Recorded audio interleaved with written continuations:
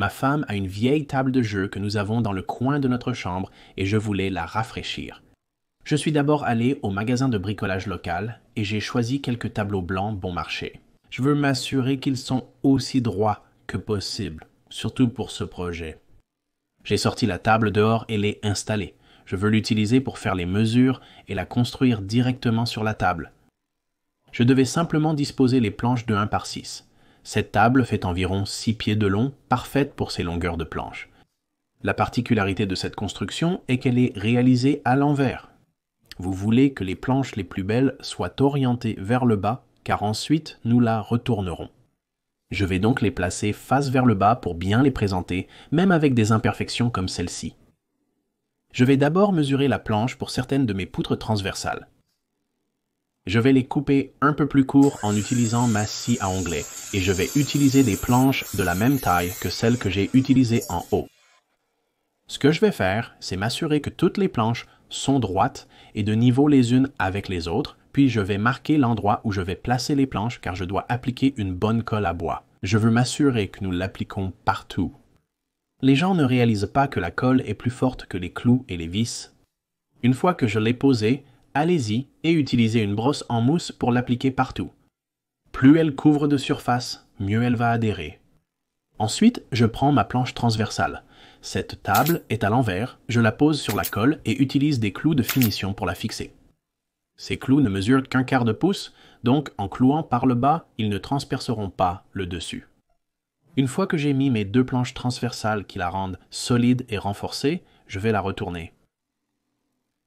Mesurez-le ensuite avec la table et fixez les pièces latérales. J'utiliserai des planches de 1 par 3 avec des joints en biseau pour un aspect propre et soigné. Ensuite, je le placerai au bord de la table. Alignez-le et utilisez les clous pour le mettre en place.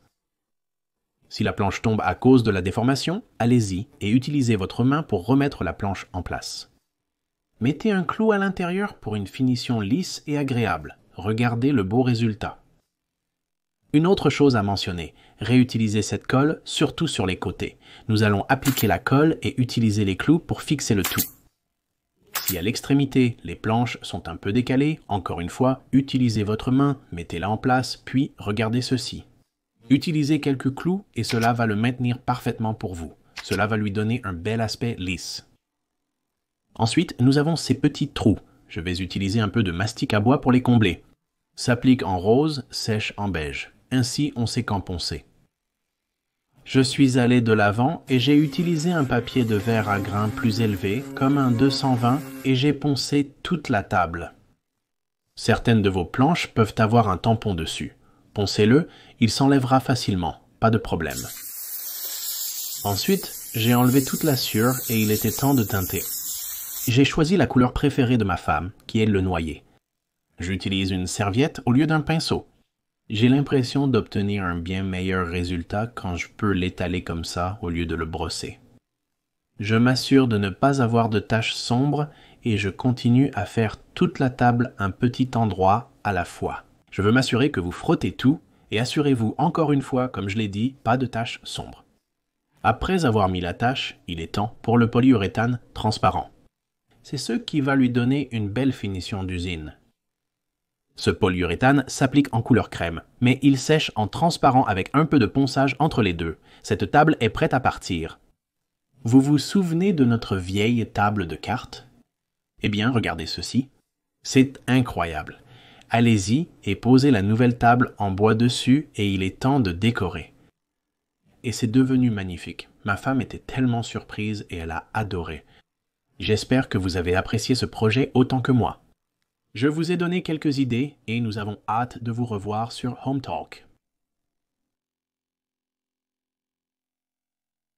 J'ai retiré le haut d'un vaisselier car j'aime vraiment le bas, mais maintenant je dois faire quelque chose avec la planche de pince sur le dessus. Bien que ce ne soit que du pin, il a un très beau grain de bois, donc j'ai décidé que j'allais le teindre au lieu de le peindre. Ce que j'ai fait, c'est que j'ai appliqué une couche de ce vernis satiné, c'est un vernis à base d'eau, et j'ai ici 12 parties de vernis pour une partie de teinture, et cela va simplement me permettre de construire la couleur sur ce dessus très progressivement plutôt que d'appliquer directement la teinture sur le bois. Très subtil. Changement de couleur, et plus vous mettez de couches, plus il deviendra évidemment sombre, et selon vos conditions de travail. Il fait assez chaud ici aujourd'hui, donc cela va sécher très rapidement. Ma première couche est sèche et je veux ajouter plus de profondeur à cela. Couleur teintée. Mais je veux toujours pouvoir voir le grain, donc j'ai effectivement ajouté un peu plus de la teinture à la couche supérieure et mon ratio est maintenant de 8 à 1 maintenant. Vous devez un peu jouer avec cela pour obtenir la couleur que vous voulez, mais ma première était juste trop claire et j'allais devoir faire beaucoup trop de couches pour l'obtenir là où je voulais aller. Et cela ressemble beaucoup plus à ce que je veux maintenant. C'est le lendemain maintenant, c'est complètement sec et j'adore la couleur que j'ai obtenue et je peux toujours voir l'effet du grain, mais maintenant je vais mettre un pochoir par-dessus. C'est un grand pochoir mural et je pense que cela va fonctionner parfaitement ici. Mon schéma de couleur pour cette table d'appoint est noir et cuivre et la première chose que je fais est de passer partout sur ce pochoir avec cette peinture noire. C'est la même peinture que j'ai utilisée sur le corps de la table. Vous pouvez utiliser un rouleau pour faire cela, mais je préfère en fait pocher avec un pinceau. Je l'ai scotché et j'ai couvert les parties ici qui sont sur cette bande de bois plus foncée parce que je ne vais pas pocher sur cette partie ou sur les petites bandes sur le côté. Je prends la peinture du couvercle de ce pot de peinture et je la décharge sur un morceau de papier de cuisine et je peux l'utiliser comme ma palette au fur et à mesure que la peinture s'accumule là. Vous ne voulez pas appliquer trop de peinture car il y a toujours une crainte qu'elle s'infiltre sous le pochoir.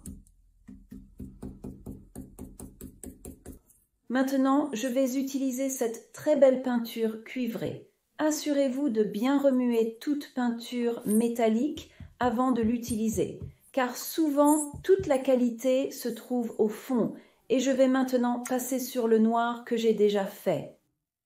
Mais je ne vais pas tout couvrir complètement, je vais le faire de manière assez aléatoire. Voyez comme c'est vibrant.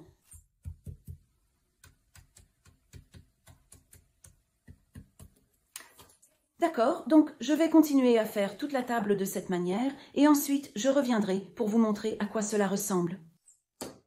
Mon pochoir est terminé. L'utilisation de 2 couleurs crée un design très subtil. Et je peux toujours apprécier le grain du bois en dessous. Je vais maintenant donner 2 couches du même vernis que j'ai utilisé auparavant et ensuite je vous montrerai le résultat final. Et voici ma table finie. Très facile de pochoir sur le bois, de sorte que vous pouvez toujours voir le grain. J'espère que vous avez apprécié cet épisode et que je vous ai inspiré à essayer. Julia McDowell, à la prochaine.